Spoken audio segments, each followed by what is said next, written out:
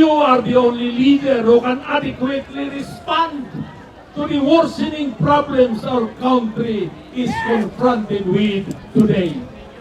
Your track record as mayor of Davao City speaks loudly. Kayo lang ang maka-request sa NPA na please i-release ang bihag na yan in 72 hours. At ma-release even before 72 hours.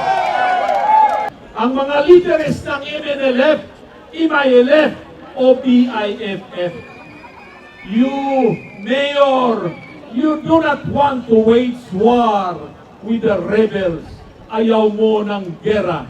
Rather, you dialogue with them.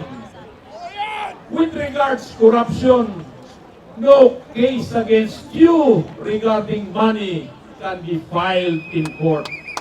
Ang resulta, because of the peace and order in Davao City, many businesses, big and small, are sprouting in Davao. In July of this year, ang Nongbeo, which ranks the safest cities in the world, ranked Davao City as the #1 safest city in the world, beating all the advanced cities in Europe, USA, and Asia. Second reason, Mayor, panoorin nyo ang movie, ano yun? General Luna. Para kayong si General Luna, Mayor.